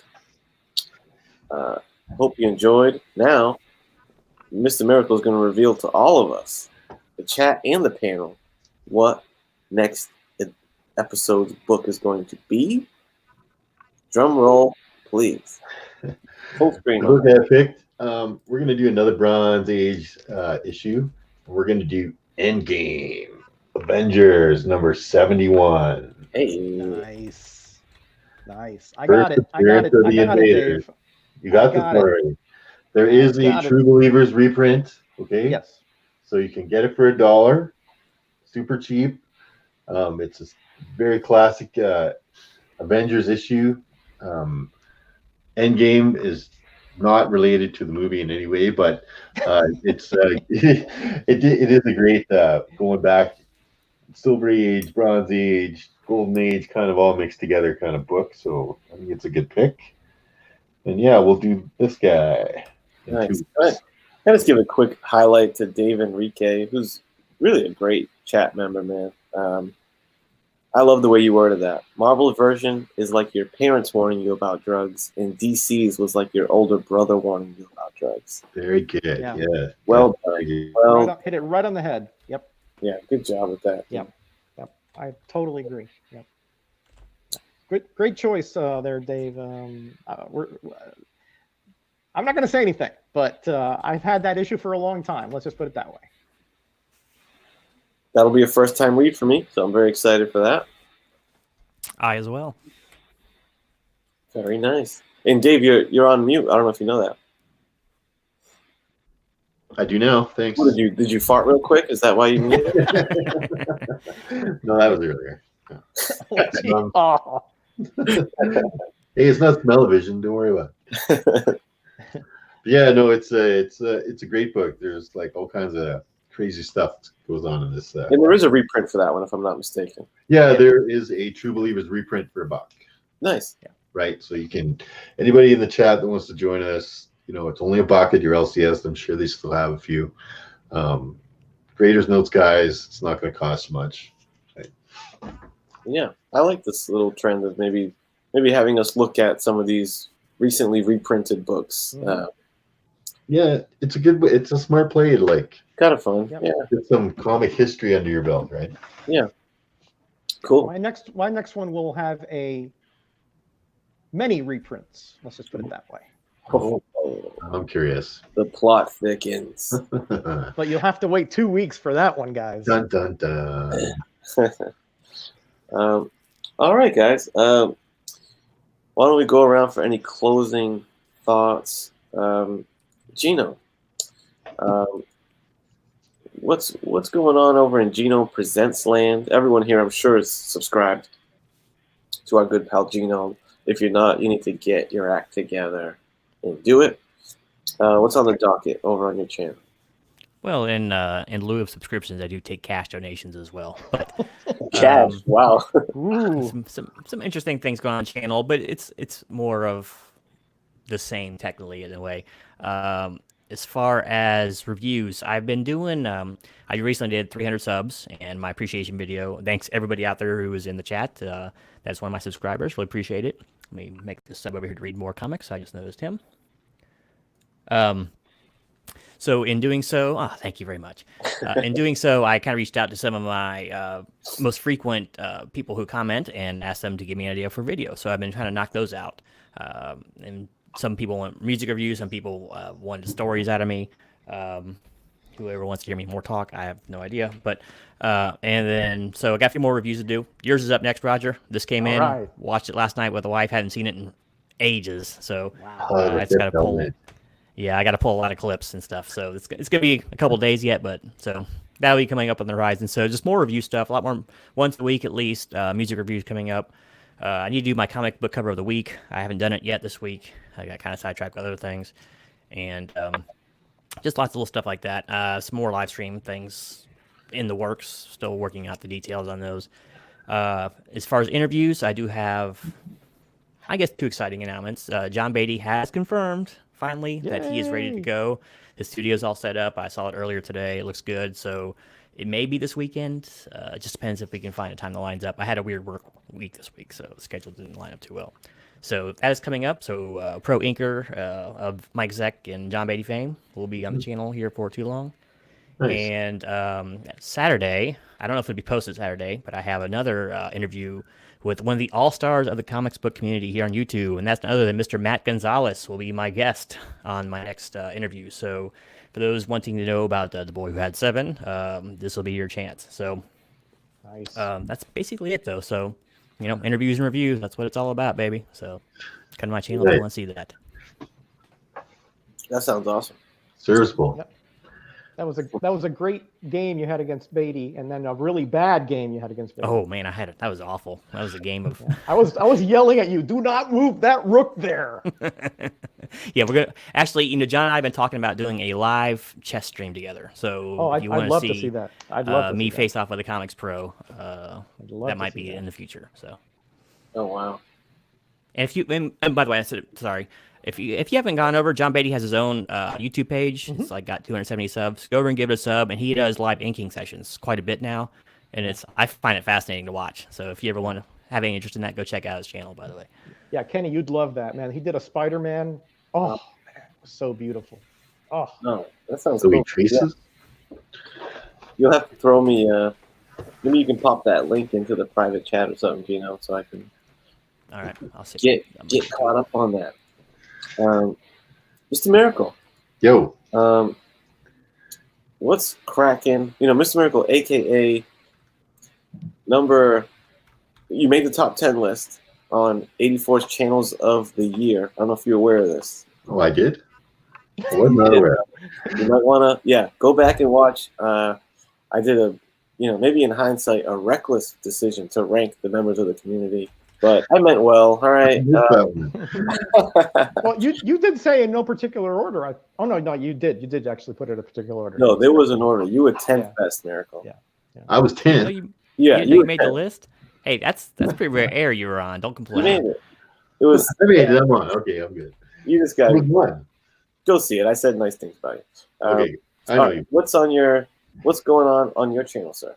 Well, I got another Undervalued video. We're gonna drop that tomorrow, right? I'll drop it around the same time, around about 5 or so my time, which is 4 on the coast, 8 your time. Kenny, 7 your time. Anyway, and also, and I believe you're gonna join me too, Kenny, and that is we're both gonna be on John's Comic with Kids channel tomorrow, right? Doing the final Lost episode. Oh yeah, I am gonna pop into that. That's right. Yes. So yeah, looking forward to doing that tomorrow night. They'll have everybody that reviewed Lost episodes on that show, and we're gonna do a big crazy live stream. If anybody likes the show Lost, Kenny and I are both fans of the show, so we've done some reviews, and just keep it on, brother. That's all I can do. That's all we can do, man. Biggie Shack. I'm Biggie. doing a bottom worst 10 channels list. Biggie. I would pay Oh, money. man. I'll put some money in the Patreon till if you actually do that, because that would be Did you see Gray Man's answer too? that'll be some guilty pleasure show, right? Graham, Cool I like your recognition at channel, Graham. last. I don't care what anyone else says. Only Biggie, man. Oh man. Don't Yeah, do that it. one Chat deserves was another on one. fire tonight. Totally on fire. They had me in stitches. The chat was awesome. Yeah, the It chat was. was.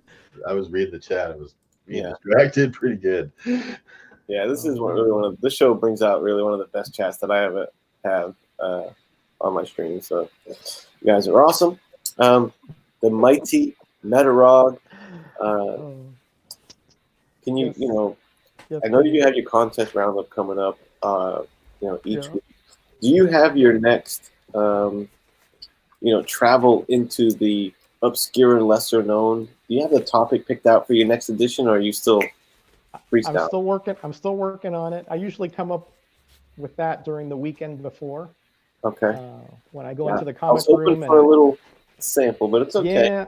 Yeah, I go into the comic room. I hermetically seal myself in there so that all of the thought processes stay within a 10-foot radius, and that seems to brings out an epiphany here and there.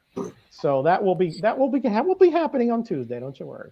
But this Saturday, plug here, I'm going to be on Life with Two YouTubers at, I think it's 8:00 Eastern, because they, how they're interviewing a lot of the members of the community, et cetera, et cetera. And I'm up this Saturday, so I am really excited.